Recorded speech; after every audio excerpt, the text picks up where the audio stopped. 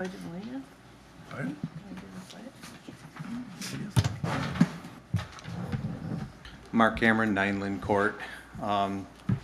Heard that there's a potential proposal for cutting of a fire department staff member. I want you just to take into consideration all the potentials that could come of that with excessive overtime, burnout of the guys, and then running on extra, putting extra time in. So it's a dynamic field. So I just want to bring up there that I'm supporting us keeping that position in place if at all possible. Thank you very much. Thank you. Thank you. Anybody else? Okay, Mark Sandstedt for the Amphitheater Foundation. Good afternoon. The exciting endeavor underway to create the Dune Community Amphitheater at First Street Beach in Manistee is a prime example of what can happen when citizens and local government band together for a common cause. The effort realizes a long-term goal of the City of Manistee Beach Master Plan to include a band shell at the public beach area and bathroom facilities at the adjacent pavilion and picnic area. The Manistee Amphitheater Foundation exists to turn that vision into a reality by working hand in hand with the City of Manistee to develop a multi-use public band shell designed for everyone and at no cost to the city taxpayers. At its core, the mission is about partnership by aligning civic leadership, community voices, creative energy, private donations, and other contributions. The Manistee Amphitheater Foundation seeks to build more than a structure.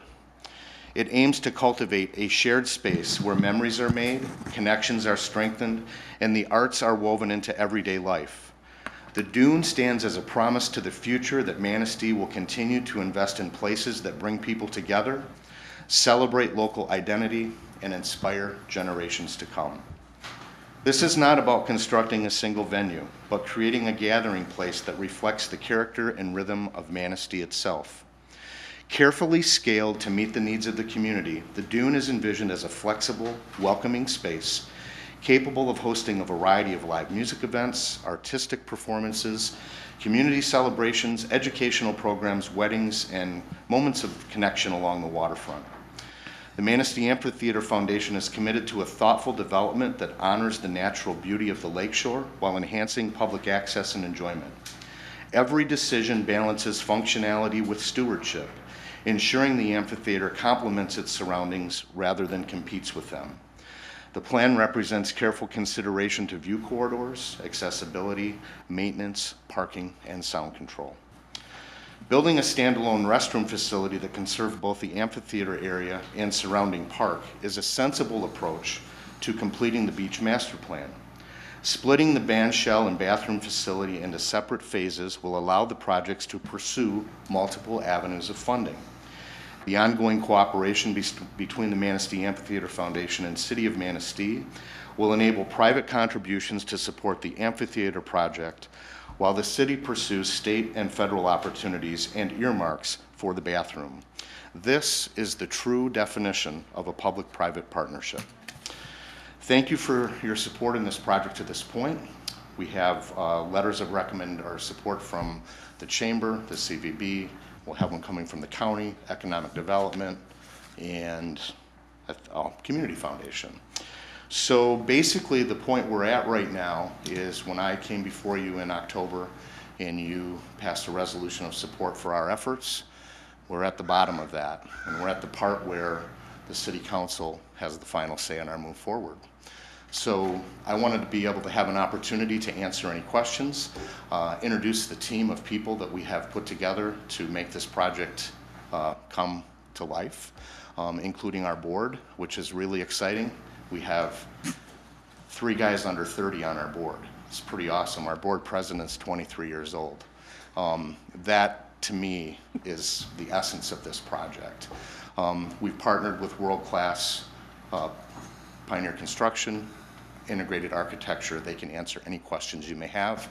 We'll be partnering with the Community Foundation on 2 levels. They will be a fiduciary agent to manage our construction funds. All money will flow through the Community Foundation, and then all money preceding or after the venue is built will flow into an endowment fund to allow for the long-term maintenance. We've got a pretty good vision for that. So our goal in these days of hard budget talks are to come to you and offer you a gift of $4.5 million, which is what this amphitheater will cost, and we're well on our way. So ideally, we're on the budget or on the agenda next Tuesday, and you've seen our plan. We've been transparent with everything. We have no secrets. We're raising the money. We've got the team to do it. Let's go. Okay, Mark, back in 2019, when you guys started this adventure, I was reading the original deal, and it said that you were gonna do the project and all that. And I asked Bill, why are we, I mean, I know it's a capital improvement project, but why do we have it in our budget, parks to be announced, determined, that this project will be self-sustaining, but yet we're showing cash, bank installments, capital improvement, grants. Do we need that to vote now? I mean, if we vote, are we voting this thing in, that we're gonna pay for some of it? So we usually, our capital improvement, the next year is set in stone. We have future years, which are more just kind of ideas. So that's more, I think it's part of the plan, and this council has stated it's a priority to have Lions Pavilion bathrooms. So the thought was, in talking with the Amphitheater Foundation, was there was potential to have bathrooms that would serve that council goal and the needs of this amphitheater and what's stated in the beach master plan. So we have, I think the date on this was more, It's to be determined. yeah, to be determined. So I think best case scenario, 28, probably fiscal year 28, but that's not this next year. And backing up a moment, Jim, if I may, regarding the bathroom. Yep. So when I came initially, Mike Corby's team at Integrated Architecture had put those renderings together literally in a matter of a couple of weeks. Really amazing the work they did and the time they had to do it. Because we wanted a bathroom to be integrated, we integrated that into the design of the theater, thinking that it made sense, right? Because of the cast-in-place concrete design, it wasn't practical to do that bathroom as a second phase. So in other words, we kind of had to build it all or nothing. Well, that initial came back at about $7.5 million, and we weren't interested in building a $3.5 million bathroom that would get used sparingly. So in effect, we came back to the drawing board. The recent renderings that I've shared with you show the amphitheater structure by itself with the bathroom separated off. That takes that bathroom cost down to under $1.2 million, $1.3 million. And it also allows that bathroom to serve, there's a good view of it right there. It allows that bathroom to serve the whole park area. The other consideration, you notice that driveway there, that allows us to maintain some parking at the Lions Pavilion, even if there's an event. Gives food trucks a place to set up, maybe band vehicles, accessibility. But the gist of it was that bathroom, we didn't want the bathroom to get in the way of us moving forward on the band shell. Our primary goal is to build a band shell. The bathroom is really important, and we'll get that. Hopefully we get them together, but either way, they're a part of the plan in separate but equal phases. Well, I agree with the band shell. I with the bathrooms, because I voted for that. Because a lot of people are complaining that the other bathrooms are too far away and different reasons that people have. And I also wanted to back up. Our group has nothing to do with the previous group. Anything that happened prior to December of 2024 has nothing to do with us. We didn't even exist before then. And our engagement with the city began on October 7th with your resolution of support. Okay, I just wanted to bring that forward because people have asked me about it, and I mean, the bathrooms are costing, according to the projected cost, $350,000, and it's not supposed to start till 2031. So I just thought it was kind of interesting to find out where these facts came from. Okay. Thank you, I appreciate it. Will that little rotary lookout or whatever it's called be removed? No. Where is that? That's just to the north of where the bathroom is there. And actually the bathroom, yeah, there's probably, that's gonna be the full set, Ed. That's not the one, that was the original one. Which Go one? to, South, south area? Yeah, that might. West patio, well, the one down at the bottom, I'm sorry. Yeah. This will give you a little better bearing. So basically, there will be the bathroom is designed the way it is because we met with Bill and Jeff McCula to see what the city's ultimate needs would be. The bathroom was designed initially, had like 10 stalls and a couple unisex. It was way overkill. So this facility would have 4 unisex facilities that could be used anytime, and then a utility concessions area. Any big event like we're having on June 20th, you would bring porta-johns in anyways. You would never be able to provide enough bathrooms for that large of a crowd.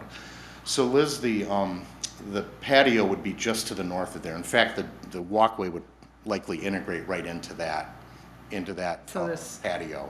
So from this perspective, it actually opens up a nice little view to the in between the lighthouses there.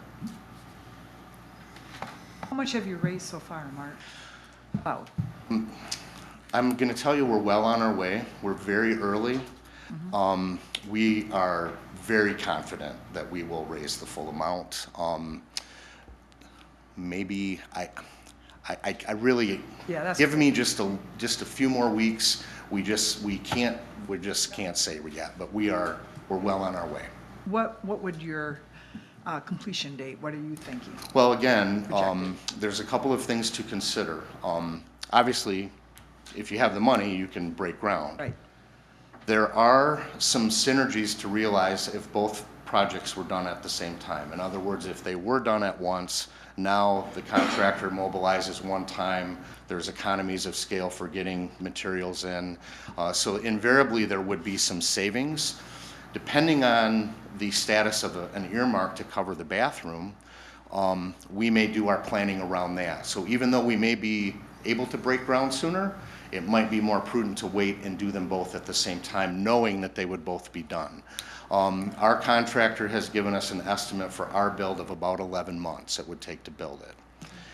If you have any specific questions to that, Scott Vane is here from Pioneer Construction and our architect Mike Corby. They both came up from Grand Rapids today just to answer any questions that you may have. Was that 11 months for both? I would have, Scott?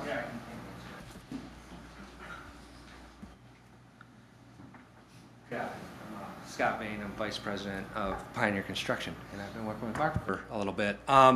The estimates that we provided the foundation are twofold. So the band shell itself is one cost estimate.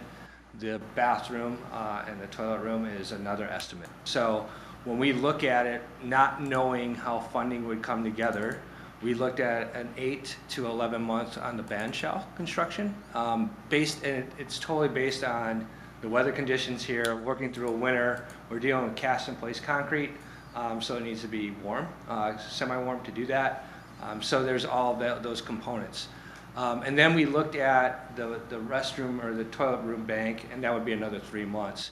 So if you were to run those concurrently, we could do it all in 11 months. But if financing doesn't work, our budgeting and our schedule pushes that to a 3-month build.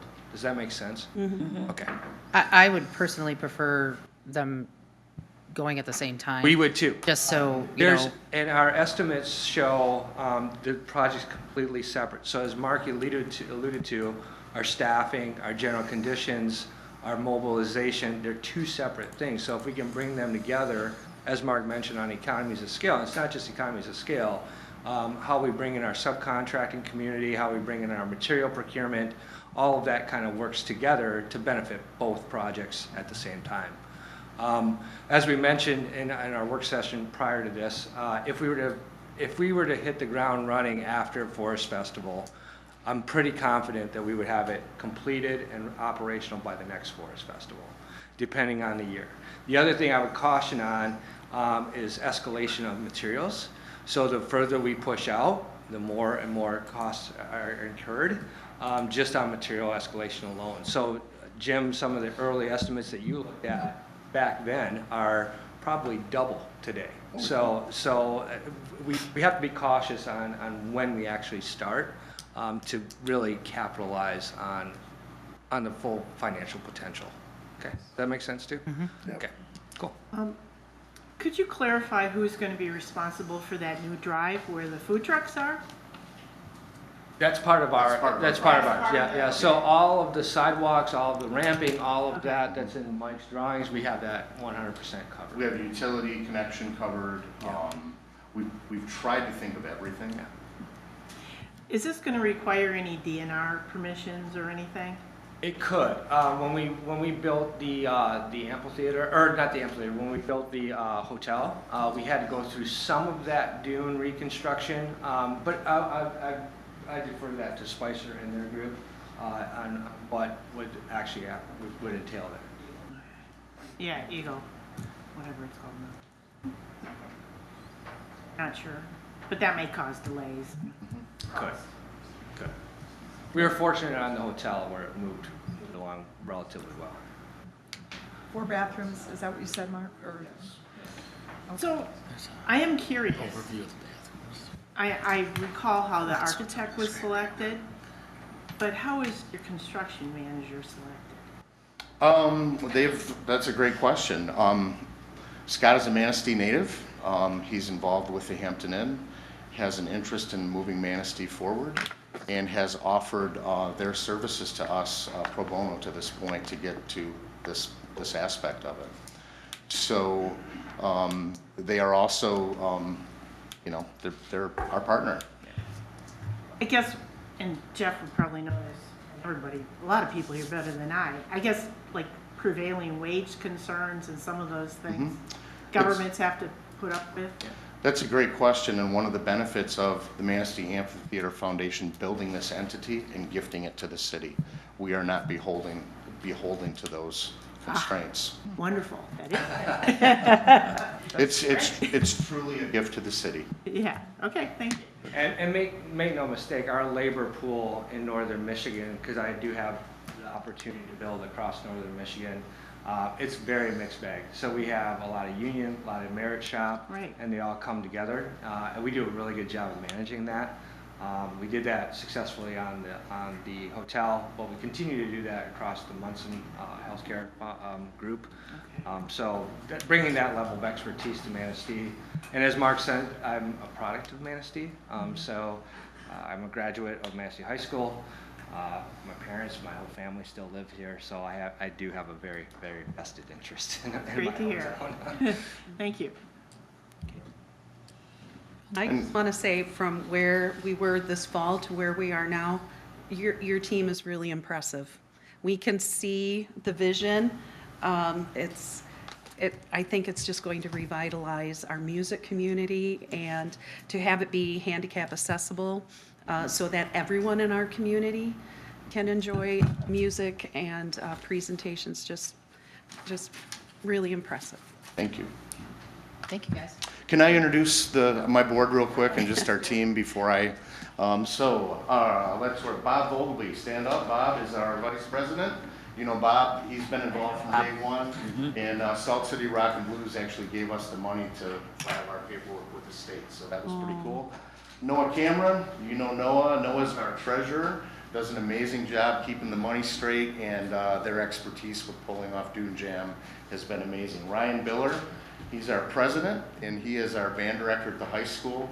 Pretty cool. One of the bands we're going to be bringing in for Dune Jam is actually going to be bringing up some of Ryan's students to join them on stage. So that's going to be kind of cool. Steve Grocott is also one of our founding board members. Steve, you may know as a member of the Ramsdale board as well. I'm over 30. Mike Corby. Mike made a trip up. Mike also is a Manistee resident, Manistee area, Manistee Township resident.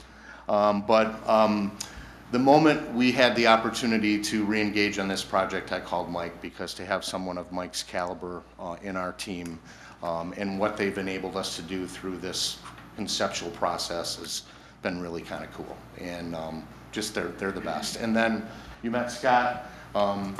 We had extended an offer to you folks that anybody could go down and get a tour of the new amphitheater in Grand Rapids. It is amazing. When you go to a show there, you're going to be blown away, and that's Scott's baby. I mean, if there was ever a native son to be proud of, he's making us proud. He's going to be all over your MLive feed today because he was just at a press conference before he came up here. So we're very, very fortunate to have the caliber of people on our team. And then Laura, I can't forget you, you're hiding back there. Again, one of the first people I engaged with was Laura. To have an organization like the Manistee County Community Foundation available to us with all of the resources and assets they have to bear. Again, all of these things are adding up to a project that is going to be a very successful project. And like I said the first time I came before you, we'll do nothing but what we said we're going to do. Okay. Thank you. Thank you. Thank you, Mark. Okay, I don't see Sammy's, oh, I do see Sam, I'm sorry. I'm also over 30.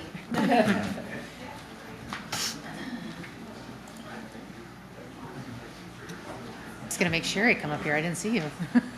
Sitting in the back, so. I appreciate the opportunity, Mayor and Council.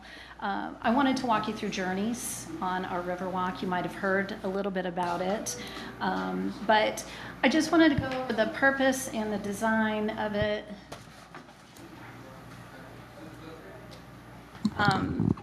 You might have heard about it. We won a $50,000 grant thanks to Bill Gamble and his efforts with the America 250. But I wanted to bring it to your attention and just let you know what we were working on. I'm going to apologize for not being here sooner. We weren't too sure that we would have the funding without the America 250 grant. And I didn't want to come here with something that I didn't think was going to happen or something that we'd have to scale down. But I'm really confident now that we have the funding to make this happen, and I want to share it with you.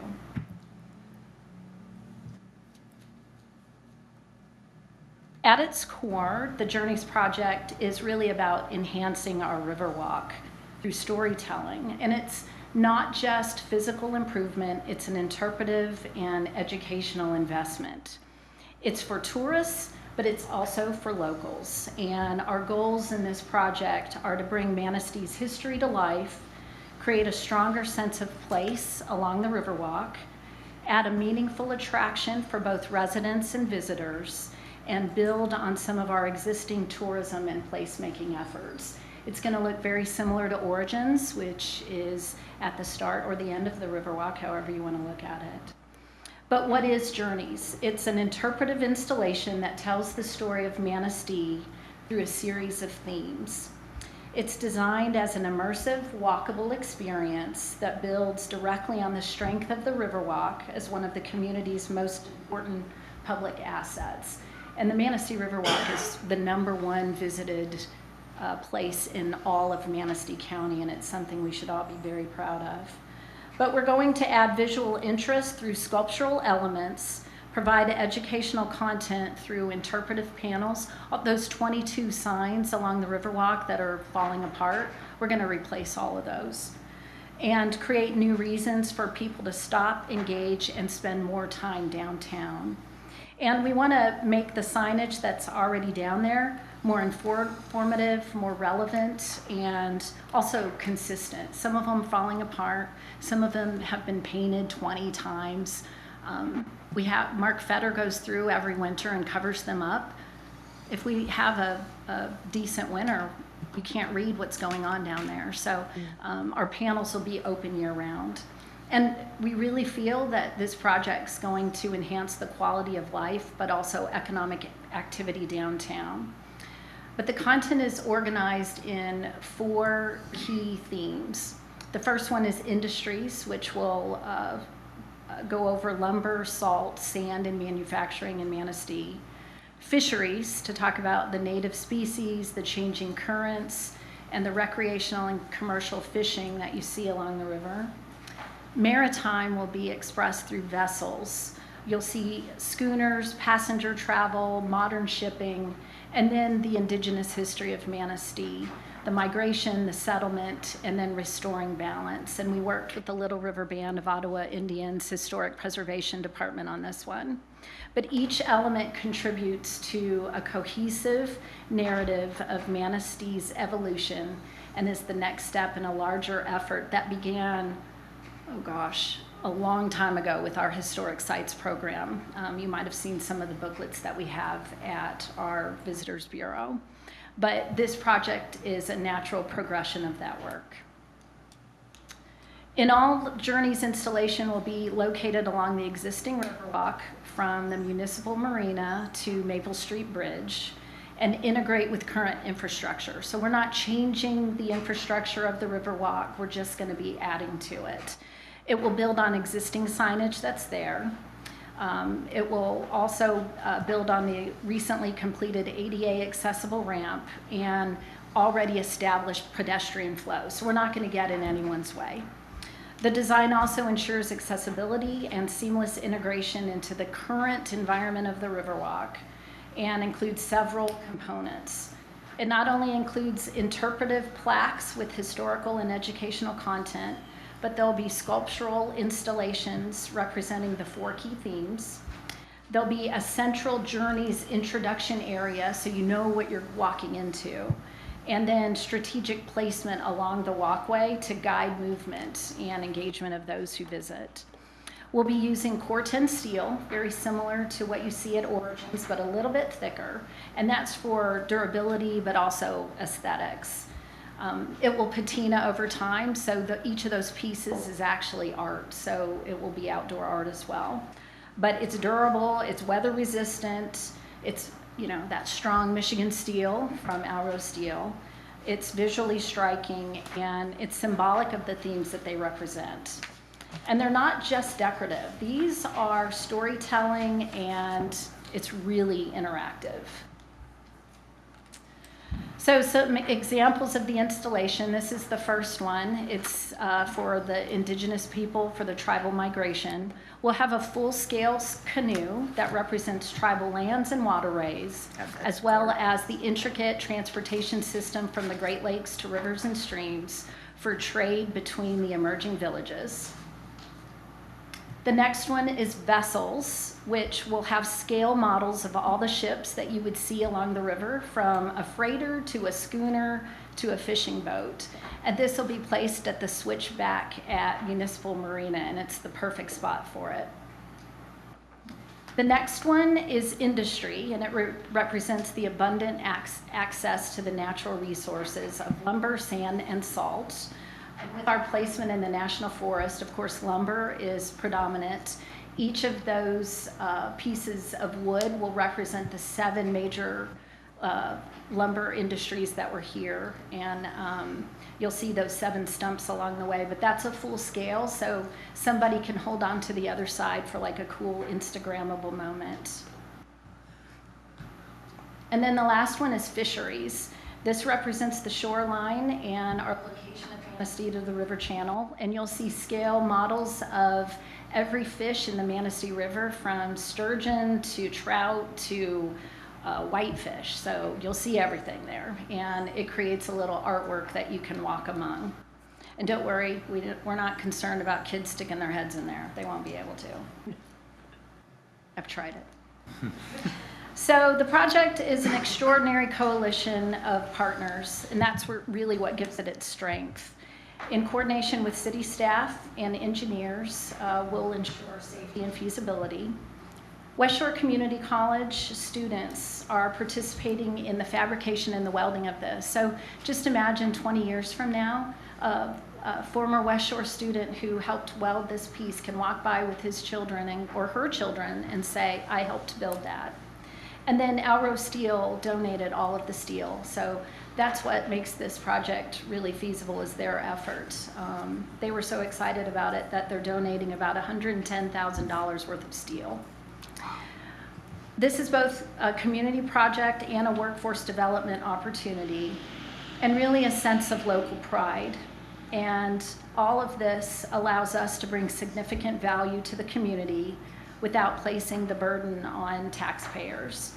The project has undergone engineering survey and review by Spicer to ensure it's structurally sound, to ensure that it's safe, and that it's also compatible with our Riverwalk.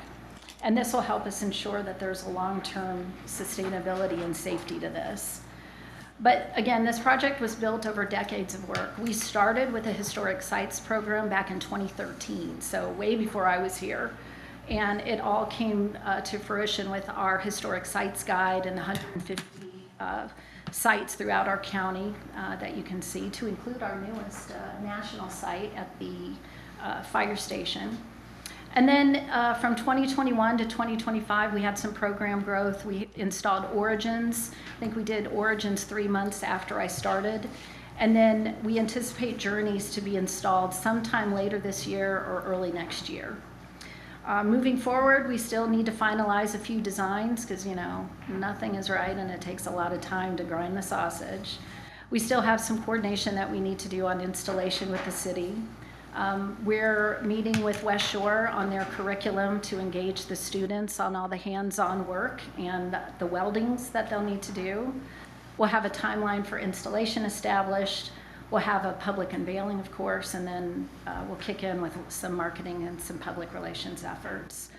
But overall, we really feel that this project is going to deliver to Manistee in multiple ways. For one, it's going to enhance the Riverwalk and the Riverwalk experience.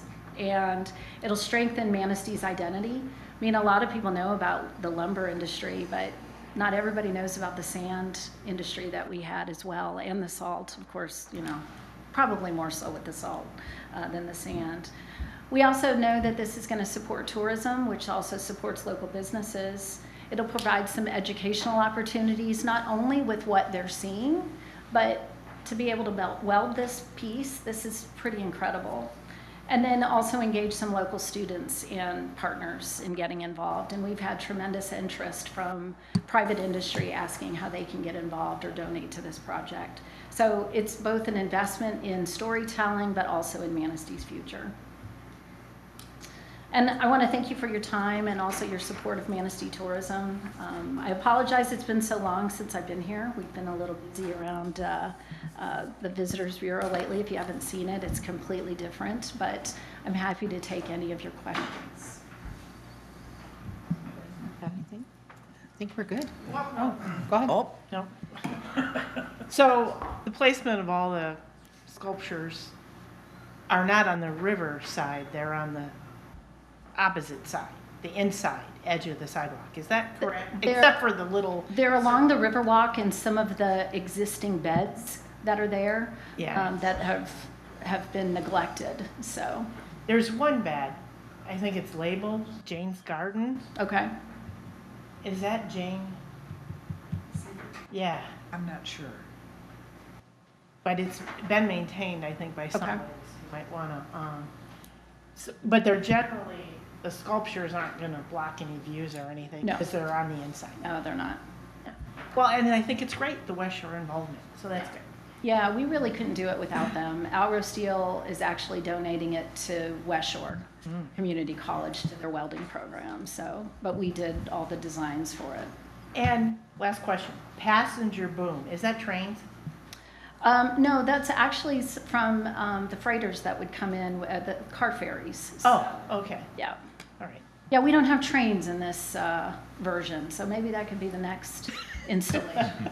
Well, because I know there were a lot of passenger trains at one time, but, you know, that's why I just didn't know which one it was. Yeah. Okay. Any other questions? Oh, thank you for your presentation. Thank you, I appreciate it. Really I'm excited about informative. that. I told the mayor I could go on for 2 hours. Into it, so. Thank you, Sammy. Congratulations. Thank you. Thank you. Now, everybody's favorite topic, 2026 fiscal year budget. Before we start, if we have questions, if you can just let us know what page you're on so we can all follow along. I did receive some questions from Councilmember Razga. I can kind of go through those perhaps, and we can. That would be good. Yeah. So one question she had was on page 46 about the general fund revenue, about the 42.9% change. So that is related to the mental health officer. Well, we can, Just like I thought. yep. Okay. So on the 46. Yep, there it is. And then there was a discussion about the clerk and finance budget, about retirement of Deputy Clerk Laura Lorraine. We kind of, the finance director has a plan, talking with also the clerk, Heather Peffley, if you'd like to talk a little bit about that. Sure. So our longtime deputy clerk and payroll person and overall HR guru, Laura, has announced that she's going to be retiring in January of 2028. And so Heather and I took the opportunity to kind of talk with our staff and with the department and kind of come up with a plan. And so some of the existing staff is going to assume some of Laura's duties and kind of shuffle that, and then we'll be hiring in ultimately a new utility billing clerk after all that moving the deck chairs around is done. It's not really a cost-saving measure because we're not reducing any headcounts. All the positions, once the new job descriptions are done, will be rescored, and we budgeted very conservatively, so I expect the cost to be a little bit less than what we have in the budget, but not significantly. So that's kind of the plan. Just to clarify, that's January of '27, Ed. Yes, That's January okay. of '27. See, we want to keep her for another Man, year. you are prepared. Wow. That must have been a slip. Lots of planning there.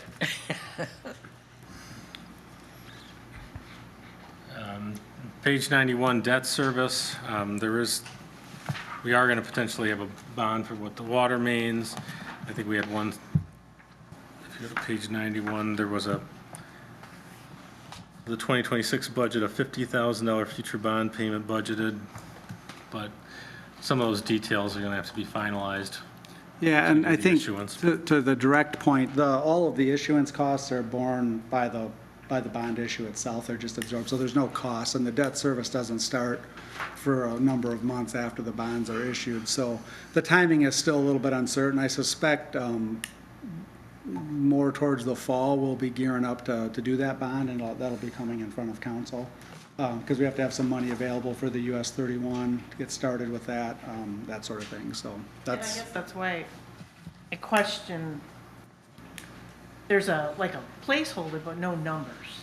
Right, because there isn't any expense anticipated. It's all just part of the net bond proceeds when we get them. So they're not, there's no net cash effect on the budget, so I didn't want to show it that way, but I wanted council to be aware that there is a bond issue coming up, and that's also why we had the issue page. And then there was a question about the DDA budget, page 134.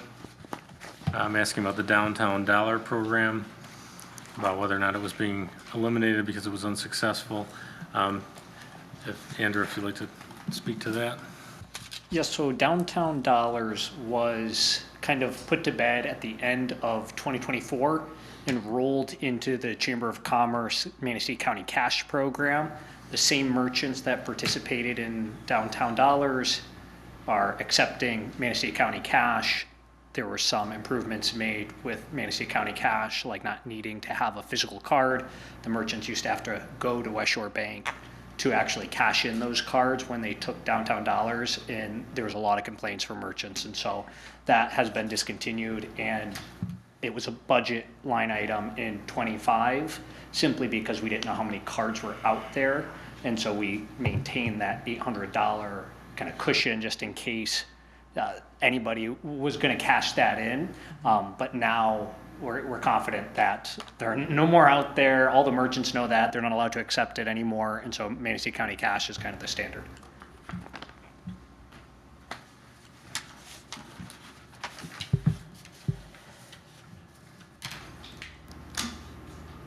Are there any other questions? That was all of, and thank you, Councilmember Rossi, for providing those ahead of time. Any other questions council would like to discuss? Well, I have one on page 45. We talk about the budget that we're so lean with little room for additional spending. I think we have to look at the wages of what the people that have been hired in. I mean, we were promised, not promised, but told that when we would have in-house people coming in, Jerry Blue and Trista at that time, that we'd be saving money because of in-house. County was willing to give us $110,000 for their services. They were doing a good job. We've increased our employee payout so bad that now we're sitting here looking at a revenue situation will continue to be challenging. Future budgets are not attainable. I mean, what are we doing to change the situation now? We've hired all So these people. I'll just mention that we have been opportunistic with items. Some things came about this year. We had a $117,000 general fund increase in our MERS pension obligation. We were opportunistic. The chief was able to secure some funding for the mental health officer, so that's been, that kind of adds up. The situation, if you want to revisit the past, the situation with the county, they were kind of limiting the amount of items they were going to work on.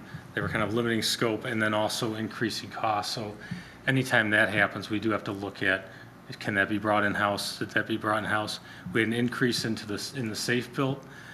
They were proposing an increase for some of their rental inspections and other inspection services. So I think it is kind of, we do have to look at when there's an opportunity to save some money, when there's increases being proposed, how are we going to adjust? And so that was 2 years ago. We did add the situation a couple of years ago.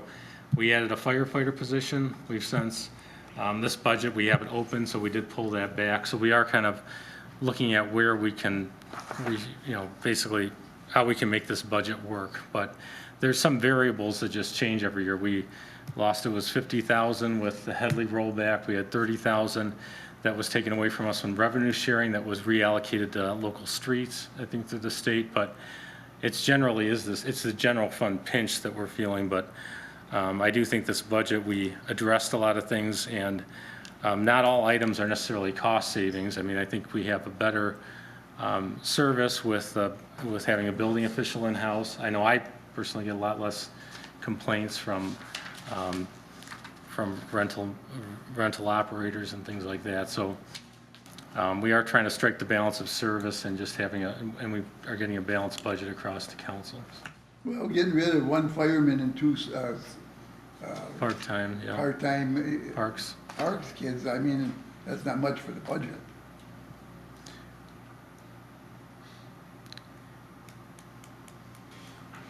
I was looking at the paper, but it was a while back about the 75% of city general fund goes towards paying staff and services. I mean, we're paying out a lot of money, and I mean, we never get to hear what the wages are when we hire somebody. I mean, I think I would object, or I'd ask for a head count here to see who really approves that kind of payout. Thank you. Anybody else? Got a couple. That software and copier maintenance, it's over 100,000. What page are you on? It's a combination. Every page, every department has a software and copier maintenance. From 29,130 down to 7,500. They all vary. And I'm not sure what that covers. It just seems. So there's a lot of different things in there. The primary one is our enterprise management software, BS&A, which is used across all departments. That's by far the biggest piece of that. It covers all of our Microsoft licenses. It covers all of our, we have like 5 copiers in the city, something like that. It covers all of the maintenance on that. It covers Adobe software, and there's other specialized softwares that the police department has. So there's scores of projects. I'd have to go through line item by line item to show you, but in aggregate, that's what it adds up to, if you did the math on that. I don't look at it that way. I look at it department by department to make sure they're getting what they need. But the biggest piece of it's the BS&A software that everybody uses. That's a renewal every year is what we're paying. Yeah, I mean, yeah, basically we've gone to a subscription service. I mean, we used to pay for the on-premise. We went to the cloud a few years ago because that's their latest product. But that's what those costs are. And are the copy machines included on that? Are we leasing the machines, or do we? So we used to, I think there's maybe one lease left, but most of them we've already acquired, and we haven't been renewing those leases when they're done. We're trying to stretch those out as long as we can. There's less and less copying being done because everything's going digital, so those machines last a lot longer. Even though we do use them for scanning, it's not as hard as when you're trying to print and run them through that way. So some of those machines, like our one in the clerk finance department, is probably, I don't know, maybe 6 or 7 years old. Normally, they were being replaced every 4 to 5, or they were being handed down and replaced, but we're not using the volume of them, and they're still working fine, and so. Where does the Spicer come in under our budget? So Spicer comes in a lot of different areas. There's various retainers that we have. So they have a retainer for doing general engineering for water and sewer. There's a retainer for the general fund for different items. But most of their fees are tied to projects. So if we're building a new road, then there's Spicer has an agreement that with that we get pay them for that. Or if they're doing work on another project, then most of their compensation is project-based. Okay, how do I determine what their, is when I'm looking in the budget, how do I? Okay, well, some of it's in the water and sewer fund under professional services. Okay. Some of it's in the general operating department under professional services. Those are the kind of the citywide stuff or the utility-wide stuff. The projects themselves would be, part and parcel of the amount that's budgeted for like a new street or for a water main upgrade or for a sewer main upgrade or what have you. It's built into those numbers. If you wanted specific breakouts on a specific project, we could look that up for you, but that's how we budget for them. How do they determine that? So I guess, I appreciate the fire department, their position through attrition. And I guess I'm more concerned because throughout this budget, it's been stressed, the future, it's gonna get worse. And we all know it's gonna get worse. We just need to look at our own checkbook. And I guess I'm wondering what kind of plans, because we do spend a lot of money on contracted services, and I would think that'd be, from my standpoint, a whole lot better to try to reduce contract services than employees that live and work in our community. That to me would be someplace, what are you thinking in the future? Is it still gonna be people and through attrition? Well, let me pull up a section of the budget here.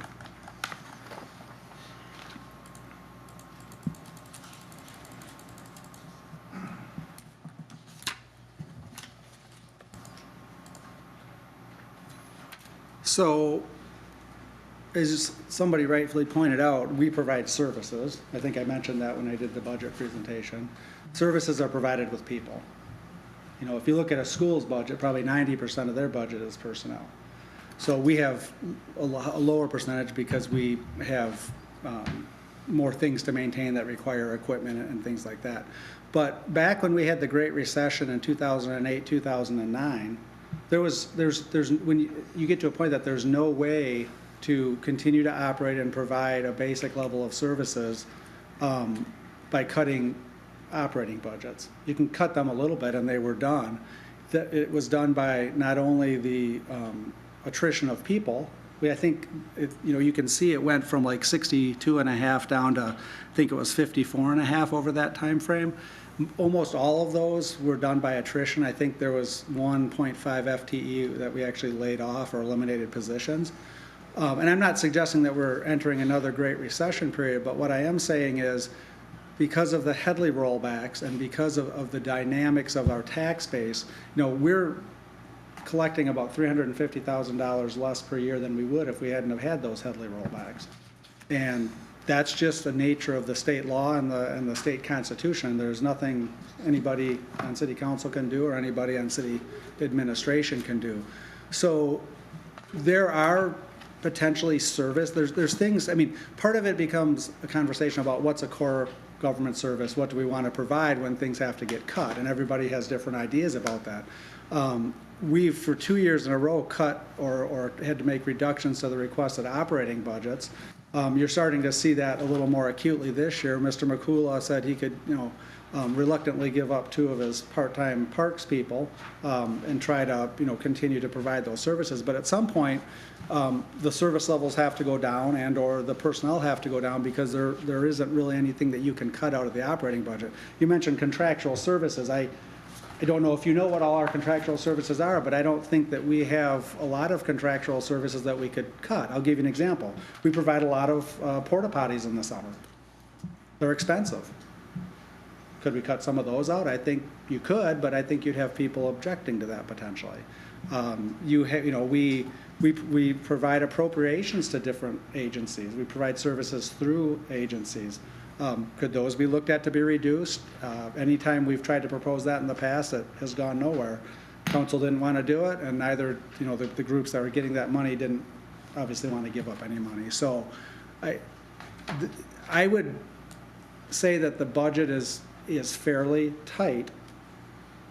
It's been, and it's gonna potentially get worse because of, one, the changing in the road funding formula, where they reduced the sales tax on gasoline, or they eliminated the sales tax on gasoline. Well, that funds part of revenue sharing. And even though they tried to backfill, that's gonna be a permanent negative or headwind to our state revenue sharing.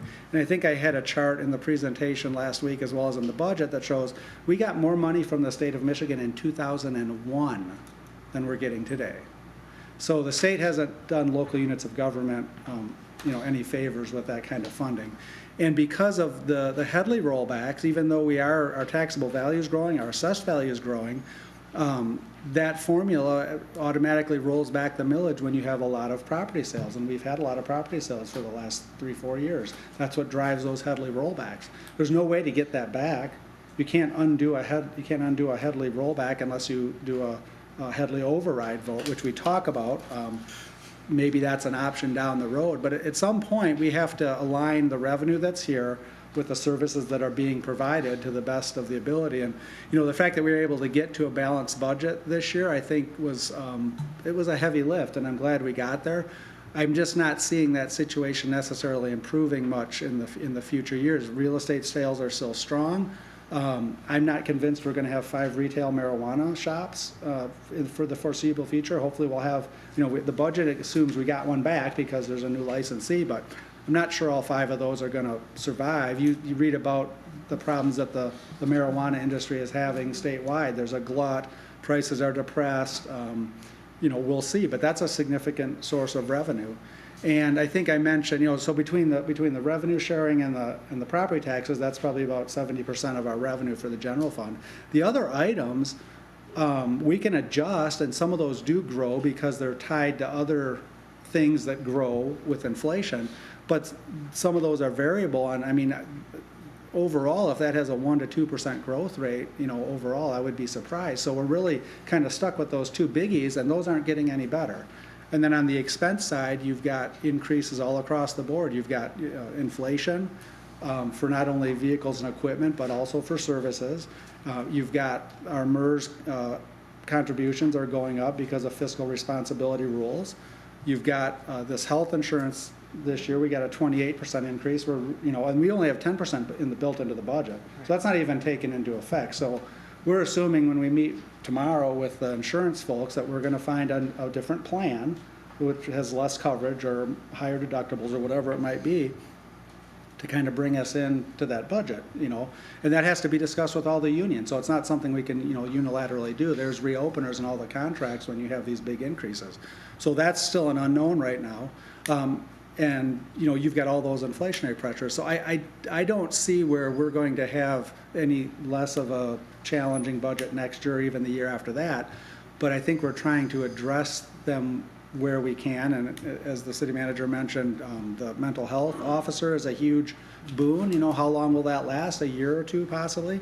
But I think this chart is just very illustrative. When you have significant financial pressure, there's only 2 sources. You got to find increased revenue, which we're basically handcuffed on, or you've got to adjust the services that are being delivered through attrition or getting rid of programs, which, the last program that I remember that the city has really cut, and I, my memory could fail me, is lifeguards, and that was 20 years ago. We try to maintain services because we don't want to inconvenience the residents. Maybe a slower service may not be quite as timely, or maybe to the degree that we've done in the past, but we haven't gotten rid of them. Losing an employee in XYZ department doesn't mean you're getting rid of the department. It just means we've got to tighten the belt a little bit and maybe do things differently. So, Jeff, I think you had something to say. To Councilwoman Rosga's point, our summer staff is largely made up of previously contracted services that we brought in-house. We used to pay Republic Services every week to go around the city and pick up yard waste. We looked at what that cost. It was like $15,000 a year. At the time, we thought we could hire 2 summer kids for $8,000 a year. We'd save money. We'd probably get 4 more days out of them. So we built up the staff that way and helped to improve the parks in the other parts of the city. When the state reimbursed us for operating the bridges, we put full-time employees on the bridge, on Maple Street Bridge during the summertime. Well, that took away some of our staffing. We offset that with, I think it was one summer person. When the DDA used to contract maintenance out of the downtown, and when they found that the cost of that was going too high, they asked the city to do it. So we put 2 summer employees on to help us maintain that level. We used to contract out to maintain just the marina grounds. We let that contract go. We hired another summer kid to help us do that. And then the last example that just came to mind was when the DEA puts the flower baskets all downtown on the light poles, they were contracting to water that out, and the cost just kept escalating, and they came to us and said, could you take that on? Sure, we'll add 1 more summer kid. So we were currently at 11. This budget proposes removing 2 of those positions, but we didn't remove them because we didn't think we needed the staff to do the work. I wanted to make sure I didn't lose a full-time employee, so. Well, I guess, and that was one of our first questions when we got this budget. We want to maintain our services. And the things you're saying are things that actually provide services for the taxpayer. I'm questioning what kind of things can be eliminated that don't provide services for the people who are paying the taxes. You know, and because, yes, I don't know all the detail of every line, but, you know, I can think about some things that I really don't care to go into again right now. But, you know, it's things that would not affect taxpayers or visitors, because they're important to our community, and eliminate those things that are contracted services that don't affect services. And part of the problem is the city taxpayers, we're paying 43.637 for homestead taxes, and it's such a small area. We all have friends that live outside of the city in townships or a village, and they say, wow, we're so thankful we don't live in the city because we're only paying 28.768 mills, such as Filer people, or Onekama 29.6776. And we get to use your parks, your beaches, your boat launch, and all this, but we don't have to pay for them. We don't pay for our garbage, we don't pay for our water, and you guys pay all these bills, and if someone moves into the city and buys a home, and there was a couple home sales last week, so of course the SEV and the taxable value goes up, and there was a home sold recently that I thought, once they figure out what their taxes are, they're gonna just die. There was one of the homes that was sold, he specifically said, I'm moving because the taxes are so high within the city. And so it'd be very hard to cut the services when they feel that they're being taxed more than their counterparts that live in the county. So I think we've done a good job in providing services, but we definitely cannot, and that's what's so hard. I think, Jeff, you've got the hard job there because yours is strictly services that people see. And it's a very hard thing because they feel that they're paying for all these services, so. Well, we came together and said, 22%, we all agreed, was maintaining services. So, and Ed, you did an excellent job. A third of our budget is actually, our capital improvements. We are the expression, beer budget and champagne tastes, I think.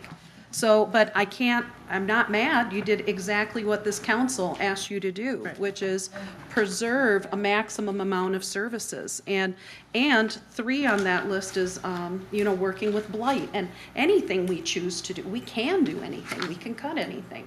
But those choices to improve blight in our community, that's a service cost. And it makes a huge difference. That was our 3rd priority. So rather than, nitpicking this budget, because Ed, Made it work. he rang the bell and said, this is not sustainable with this amount of revenue and this amount of A++ services, like you mentioned, Liz, that we deliver with our parks and our support of downtown and improvements like the band shell. So at some point, this is the group that has to be accountable for a chart going up or a chart going down. But that conversation, I don't think is in the details of this document. I think that is in the work of this organization in collaboration with the people who are closest to the services. When there was a budget shortfall, our chiefs came together and had a dialogue about what they could do and still maintain the directive of this council, which is to maintain as many services as possible. I don't want to be making any decisions up here without these people having the first and most important say in part of this budget process. So I just want to take a moment and advocate for our leaders and their departments and supporting Ed and Bill. Thank you. I think, Julia, that's why we're sitting here, trying Yep. to make a decision. And I don't Yeah. think people are nitpicking. I think that maybe it's even just questioning, you know, you guys know it so well, and some of it we don't know. You know, like for PEG, the professional and consulting, I think Barry did it for nothing. You know, that 40,000 he didn't take that we had paid previously, so that did get reduced.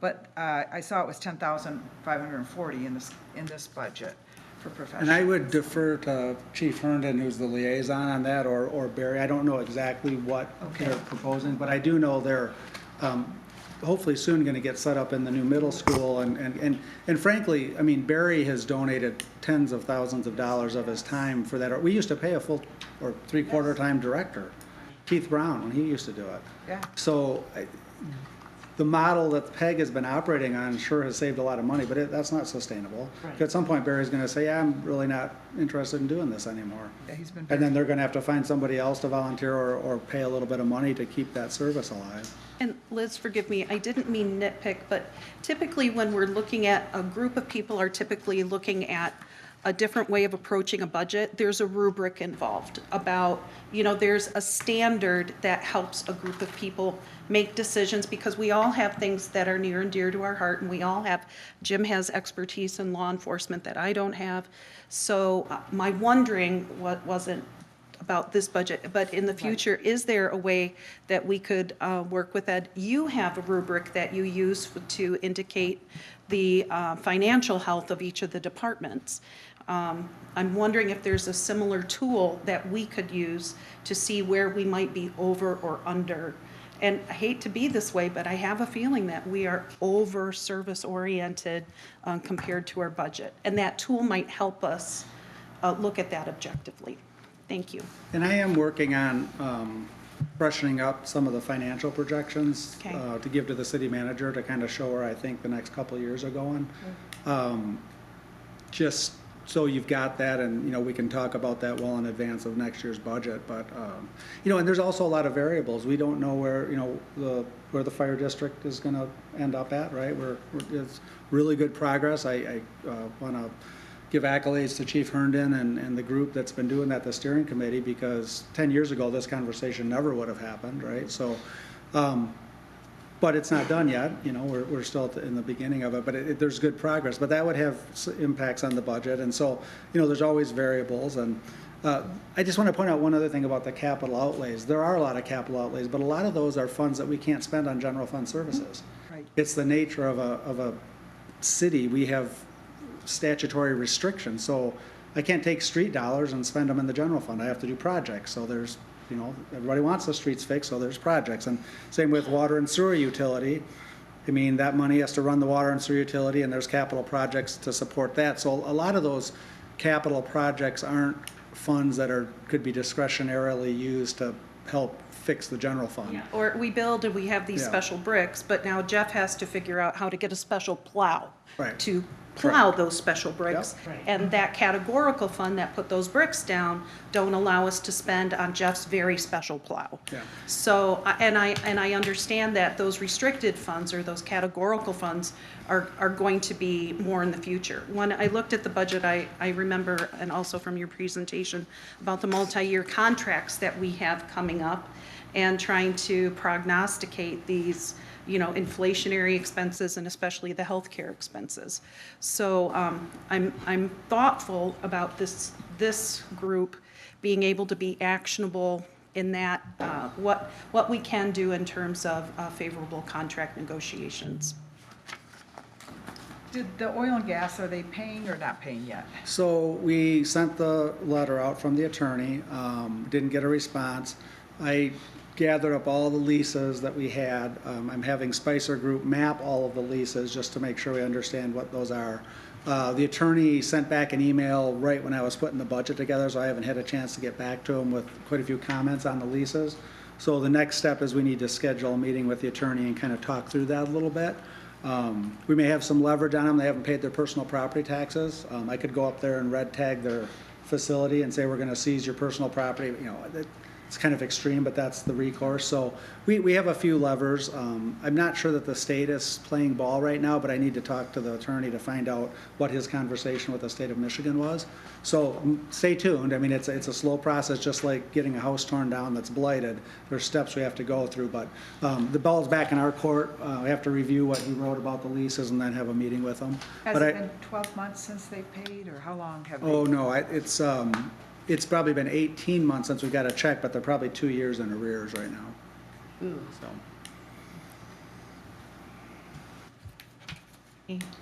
So, just kind of to reiterate, I understand at some point we'll have to cut services, but I'm requesting that services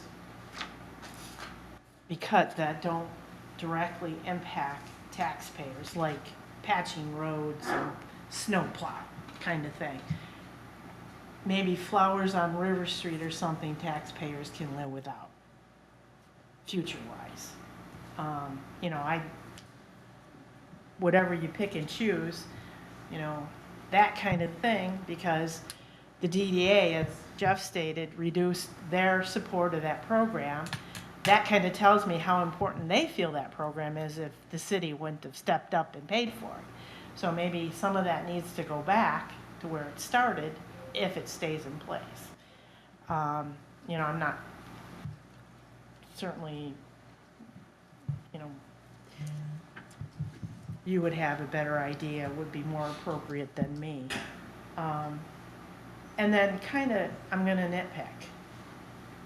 So in the budget, it shows Laura Lorraine retiring. And in my experience, that generally shows, especially with a reorganization, a reduction in wages. Yet, benefits seem to stay the same, but wages increase. So that just does not compute. So what part of that am I missing? Okay, so our staffing is gonna remain the same, and 2 people are going to move into a position, one of which would be considered to be a promotion. And we're gonna hire in an entry-level person, which basically we just hired in an entry-level person for utility billing about a year ago. So there isn't gonna be a fundamental change in the wage structure of that department once all the dust settles. There could be a little bit of savings, but the other piece of that is, and I'm probably getting too far down into the weeds, but if I have an employee who's opting out of insurance at a cost of $4,800 a year, and I have a new hire that's coming in with a family plan at $15,000 a year, there's a $10,000 increase regardless of if I do anything. Yes. And that could, and so we have some of that going on. So there's things that are buried in the details that don't, I'm not calling out every single change, but the cost structure of the clerk and finance departments isn't gonna change materially once this is all settled, because I still have the same number of people doing the same level of work. And I basically have an entry-level person, for our And now department you right have now. 2 people with benefits rather than Yeah, we have an 1. additional benefit, we have the increase in the MERS costs, we have the increase in the health insurance costs, so they kind of offset. I mean, it's not a restructuring that's being done to eliminate a person, then you would have savings. But those benefits did stay pretty flat. The wages are the thing that Yeah, so we've got, surprised me with the increase. Because it was disproportional, would be probably the best way to put it. if you look at both of the departments and add them together, I don't think you'd see that big of a discrepancy. But there's nothing extraordinary being done there, it's just moving the pieces around on the chessboard, I guess, is the best way to describe it. You mentioned just briefly in that, the traffic guard issue that, I know we have a study going on, having to provide traffic guards to the elementary school, which would be an increase in wages too. We don't know that we have to do that yet, but I'd let the chief talk about that because there's two phases of that. There's this, what probably needs to happen during the 31 reconstruction, and then what happens long-term, so. Which crossing guards are you referring to? The ones that could possibly be mandated by the state if the need was there. Yeah, so then it's not a mandate, it's a city council decision. So are you talking about crossing guards in the school zone? Yes, crossing guards in the school zone. Isn't the state considering that if it's stated that you need them, don't they require the city? No, it's not a mandate. So let me parse these two things Okay. out. So we're doing a traffic safety study through Spicer, which begins next week. And what that is, and the school has shared the cost with that as well as the city, is to evaluate the area in and around Manistee Elementary School, to evaluate it for any type of traffic safety. As part of that, we're going to evaluate, or Spicer is going to evaluate, using the AAA standard, whether or not through those standards, crossing guards are recommended. There's not a mandate for it. Understanding that the decision to have crossing guards in a school zone is a city council decision. As the statute says, the responsibility of crossing guards is a local police department or the municipality. So we're not to a point yet, we don't know what the data is gonna tell us yet. Okay. The other thing I thought you were talking about is the US 31 detour. And what's built into my part-time wages is, regardless of how the school crossing guard situation shakes out based on data, when you funnel all of US 31 traffic past our elementary school, I thought it was prudent to budget for crossing guards. However, we staff that. Now, I'm being told, that wasn't part of the conversations, that that money may be reimbursed by MDOT. So those crossing guards are two separate conversations. And so there is a study or standard that AAA has recommended how to evaluate if crossing guards are warranted. But the reality is the decision to have crossing guards is a city council decision. So let us get some data and then come back to you with results of that study before we make it, but it's not a mandate by the state. Okay, so we just studied it to see if we needed it? If we thought So we we, should. so next week is going to traffic safety study because we want to, now that we have a large school that's now open and has more kids in it, the recommendation I made to the city manager is that we need to have that area evaluated for traffic safety now that we have a lot more kids in that area. And so they're going to look at crossing counts, traffic control devices, right-of-way thing, a lot. I'm kind of dipping into Spicer's engineering stuff, but they're going to look at that area and make recommendations if need be, how to make it safer for pedestrians, for kids, for traffic. As part of that is what's called a gap study. And I don't want to get too much into nerdology here, but a gap study is the tool that's used to see if crossing guards are warranted. So we'll come back to you with some information, I assume, on the results of that, and we'll figure out if there's any decisions we made off of that. But I like to have decisions made off of data, and so that study will start next week. Is that a week or two deal? Day. So we want to gather data, and we want to see what the traffic engineers recommend to increase safety if need be. And then the MDOT thing is the MDOT thing as far as, so does that clarify Yes. that? Dick, do you know of any other school district that use, and around the state that use crossing guards? Around the state, yes. Ludington's gone back and forth because their models have gone back and forth. Ludington used to do it with school staff, and they have a school resource officer who would manage that program. But schools said, hey, I can't find anybody to be crossing guards. Let me just get ahead of this. We're talking about budget concerns, so it's kind of counterintuitive to say the money to pay for it is not the issue. Getting bodies to sustain it is going to be the issue. That's what Ludington found.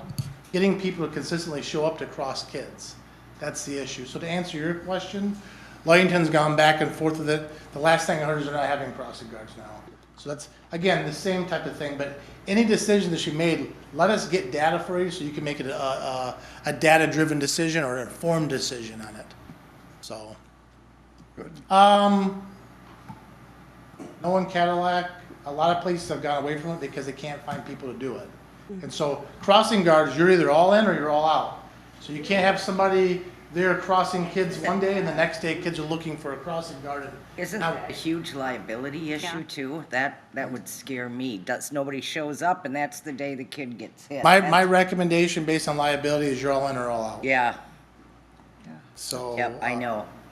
You gotta really. Let us get some information and So I include just this wondered if it was conversation. supposed to include in the budget if it was, you know, where we were at. That was my only question. Yeah, we included in the budget for the US 31 detour about the crossing guards. We're gonna have to wait until the study's completed. I just wondered if it was. But, So a no, but scenario it's to something that, yeah, could come up. to your point, there could be a scenario where data comes in and we bring this data to you, and if a decision is made for crossing, that's unbudgeted funds. So that, again, we're getting a little bit before the horse there, but let us get that in front of you. Perfect. Good to know that. Thank you, Chief. Bill, going back to this budget, people have called me, reference that ready to serve. I mean, we're sitting here in a budget with $777,000. What page are you on, Jim? What Page page? are you on? Oh, excuse me, 95. Thank you.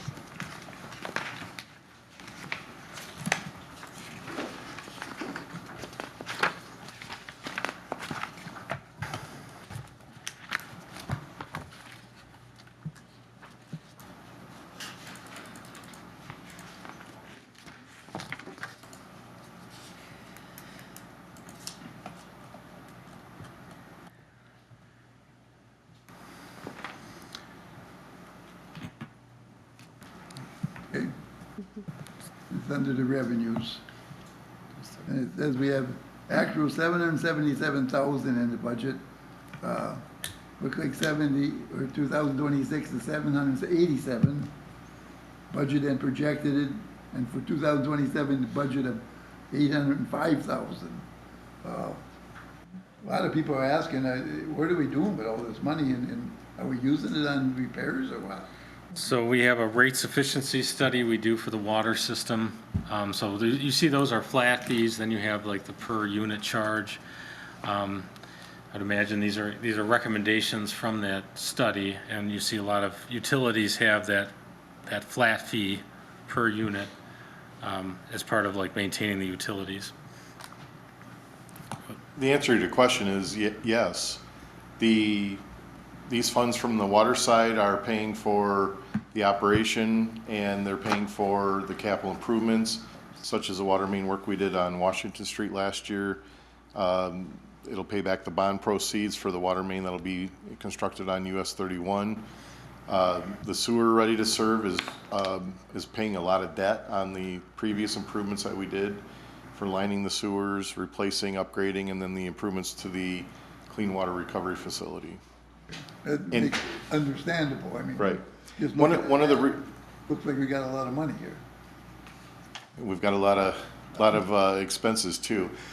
One of the reasons that the rate sufficiency study recommended implementing a ready to serve is because that is revenue that's collected every single month, and we have quite a large part of our population that does not live here 12 months out of the year.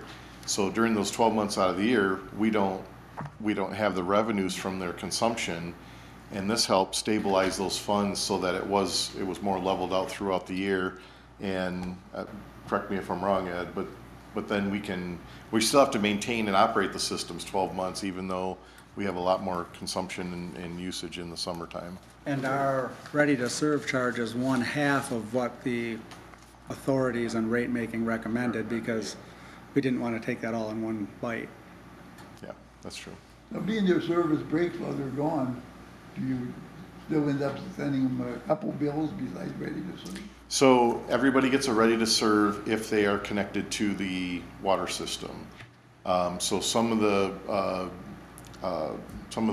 families that decide to go down south in the wintertime, they can have the meter removed from their house, and then the ready to serve is suspended while that meter is removed, but there's a charge to remove that meter. So everybody kind of weighs it and sees if they can save $50 or not. but we have it go both ways. Thanks, I appreciate it. When do we want to get into the fire department? Go ahead. Okay. Chief, I think you see in the papers, there's a lot of people upset in yesterday's papers. And they talk, what are we, we're putting it into this capital improvement fund, and we're talking about reducing things, we're talking about combining fire departments. I mean, when's the public gonna get all this? So you're talking about the fire district and kind of what's the plan and where we're at with that right now?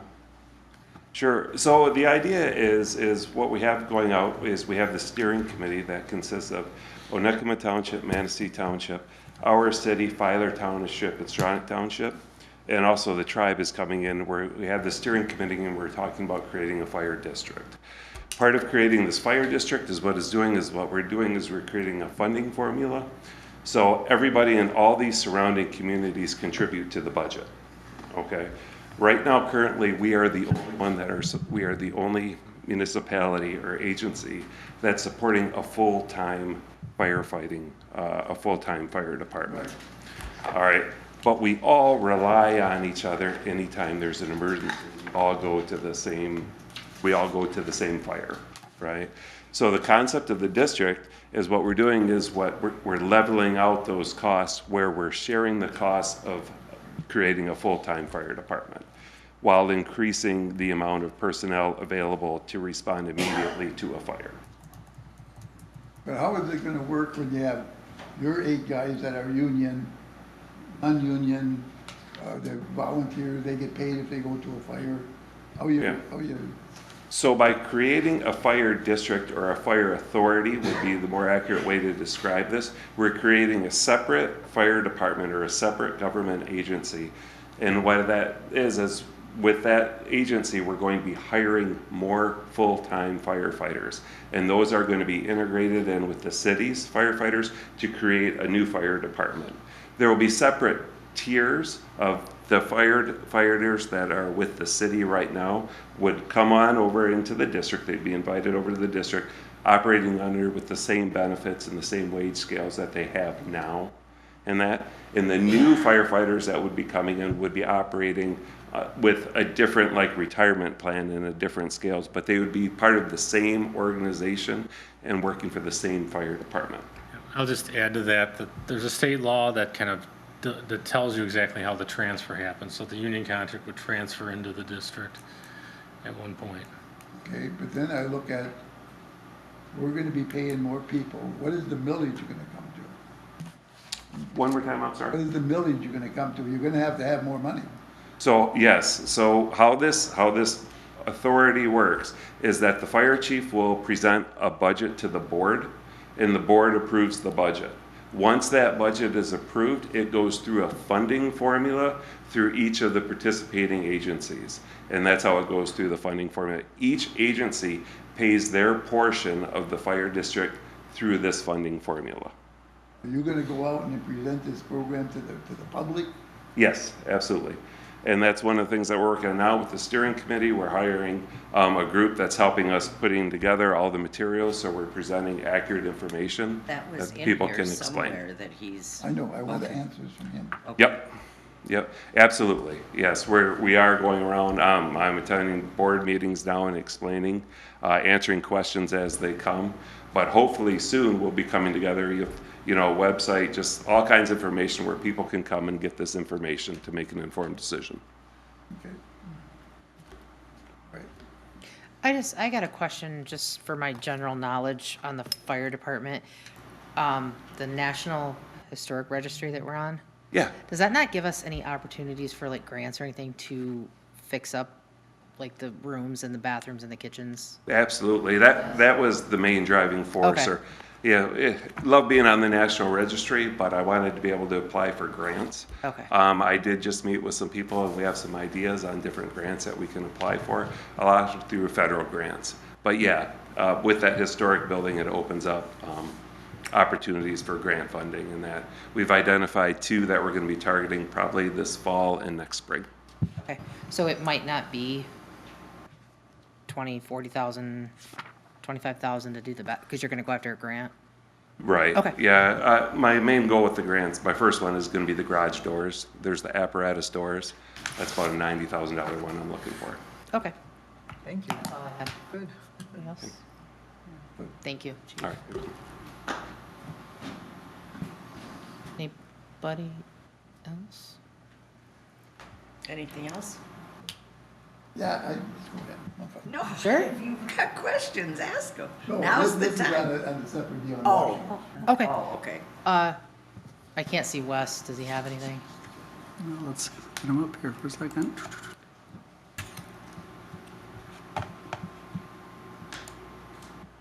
He left. Oh, no, there he is. No, he's there. It was down in the corner. Wes, you got any questions? No, I think, the budget process every year is always enlightening. The amount of work that our department managers put into it, is impressive and, answers a lot of the questions. The fire district, it's going to be interesting to see how that comes together. But that's a conversation for another time. But as far as the budget questions, I think I'm pretty well set for now, unless we're going to start talking about capital improvement. I just have a couple comments there, but nothing that needs to be addressed at this moment. We can go into capital improvement budget if you'd like. Okay, just the one question I have to start with is, again, computer guy here. We talk about on page 8 is the file servers and software replacements. Have we visited or thought about going to cloud-based storage? Because even with my section with the state, we're moving away from the storage servers, the physical servers, and going into cloud-based with GovCloud and whatnot. So it's available. Just wondering if that's something that is kind of on the horizon to look into to hopefully save a little bit of that $18,000 to $20,000 per year for server maintenance. Yeah, so Wes, actually, we've started that process, and we have reduced the number of servers that we used to have. So our main enterprise software, which used to kind of run on its own server, is now cloud-based. And we also have a server that we use for our police car cameras and in-car and officer cameras. That's all going to migrate to the cloud. So we're not quite ready to move everything there, because then you become very vulnerable to an internet connection. And even though we have a backup, we're not quite ready to do that. So we may get to the point where we only have one server, but we're not quite there. But we definitely have reduced the number of servers by will have reduced the number of servers by probably over half once we get these other things transitioned. Excellent, thank you. Appreciate the forethought. That's the only question I have at this point. Okay. Anybody else have anything? Okay, we are adjourned.